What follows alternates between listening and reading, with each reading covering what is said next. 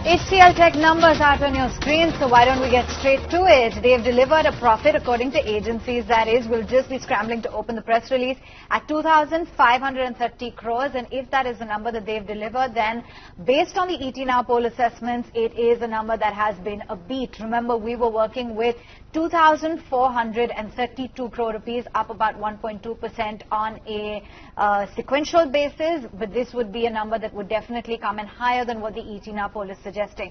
Remember, when it comes to HCL Tech, I think the key monitorable is going to be what happens to the margins this time around, as well as the dollar revenue, not to mention the guidance as well. So we'll be delving into the numbers in greater detail. Dollar revenues are seen at about $2,097 million versus about $2,055 million this time around. We'll just be waiting by for those details. Here's the breaking flash. They see the FY19 revenue growth at 9.5 to 11.5%. So this is going to come as a big miss according to the ET Now expectations and according to what the street was factoring in. Because remember, we were working with expectations of 19.5 to 20.5%. Harit Shah is also joining in right now. Let's get in a perspective from him. Harit, I'd like to get in your views. Okay, pardon me, that was for the margins. The operating margins for FY19 are seen at 19.5 to 20.5%. And they're seeing revenue growth at 9.5 to 11.5%. Would just like to get in your initial thoughts on these forward-looking statements with respect to the margins and revenue. Yeah, so I think the expectation or the guidance is more or less maintained as for what it was earlier. That was in line. That is in line with what we were expecting. I don't have any, I've not seen the numbers exactly as far as this quarter is concerned at this point yet. Okay, that's the view coming in. So pretty much in line with what we were expecting. The operating margins seen at 19.5 to 20.5%. Revenue growth projections 9.5 to 11.5%. They've delivered a PAT performance of 2534 crores. Do you think that this will go down well with the street tomorrow, Harit? Yeah, I think we were expecting about 2,500 or so. So they've done slightly better than what we were expecting. But more than that, obviously, we would like to see the revenue growth figure and the margin figure for the quarter. So, I think until we get that, and of course, the breakup in terms of inorganic versus organic growth for the quarter. So as of now, we don't have those figures yet with us. You in with the revenue growth number that has come in at 14,860 crore rupees. We were working with estimates of 14,750 crores. So on as per our estimates, this has definitely come in as quite a strong number. How are you reading into it? Yes, I think that is a decent set of numbers. Nothing, at least from the revenue point of view, nothing major to complain about.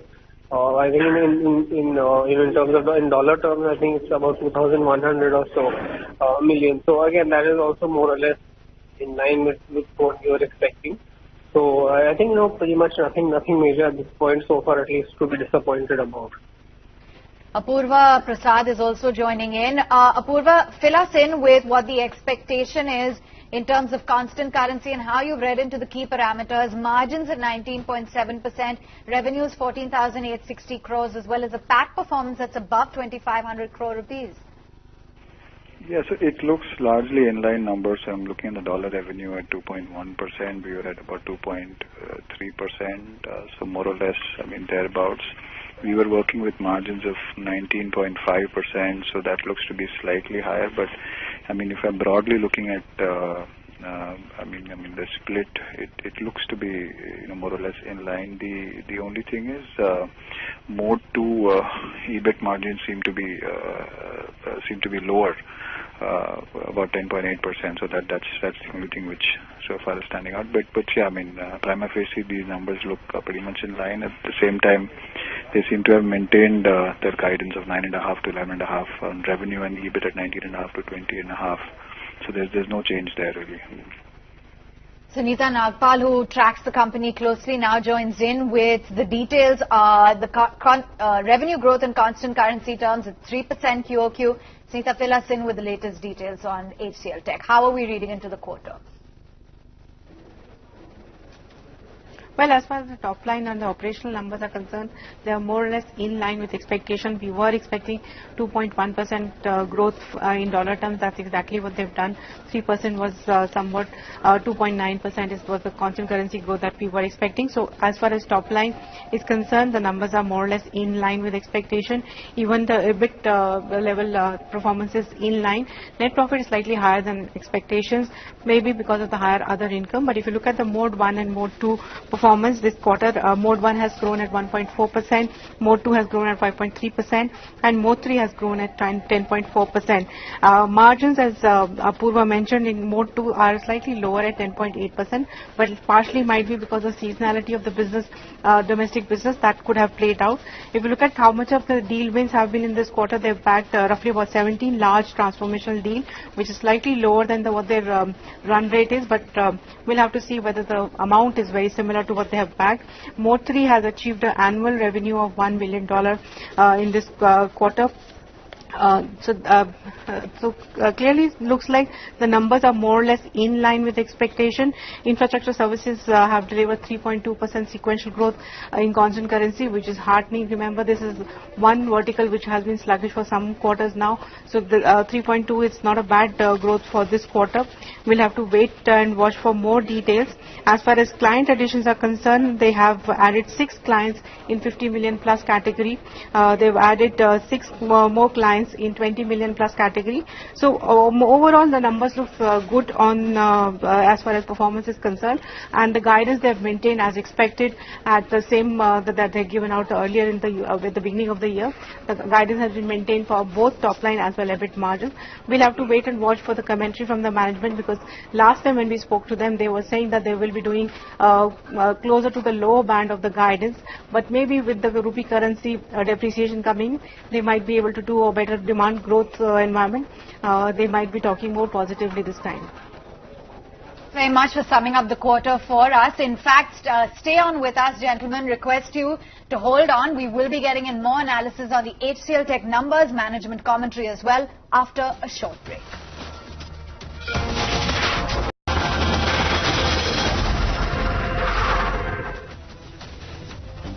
Back on the HCL Tech numbers, and Apurva Prasad is still with us. Apurva, you were saying that numbers are broadly looking in line, and you're looking at all the details of the numbers. But when the management will speak, what would you eye out for? Don't you think they should have increased the margin guidance, considering the sort of traction that they are gaining in sales, as well as the sort of rupee depreciation that you've already seen? Yes, so there is obviously a tailwind coming in from currency that would typically help the margins. But what's also been happening, if you see even the other results that some of the other companies have posted, there's a lot more additional investments, whether in terms of hiring or in terms of sales and marketing, that a lot of IT companies have been utilizing. So I think that probably would explain the margin trajectory of some of these companies in terms of the guidance. At the same time, we should also see that there is HCL Tech has been relatively more active in terms of acquisitions. So that probably would be another reason why the margin guidance is not probably up. But having said that, they can potentially move towards the higher end of the margin band. So yeah, we need to maybe get more clarity from management in terms of how they see the margin trajectory play out, especially in a scenario that acquisition, the model is quite acquisition heavy. Harit, for us, Apurva, just let me come to you as well. When we talk about, HCL Tech, and now you can compare it to the likes of TCS, Infosys, and the way they have declared, how different are they? Do you think they are broadly in line? Yes, I mean, TCS numbers, it stood out quite positively. I think HCL Tech numbers are largely in line in terms of, so obviously if you do a constant currency comparison, it would look softer on an organic basis. At the same time, even in the margin performance would be relatively softer versus if you compare some of the larger peers which have reported earlier. Having said that, we were expecting results to be pretty much in line. What we're hoping to hear from the management, if there is a sustainable acceleration that can be seen in the infrastructure services business of theirs, that being the biggest driver historically and which had slipped off considerably in the previous fiscal.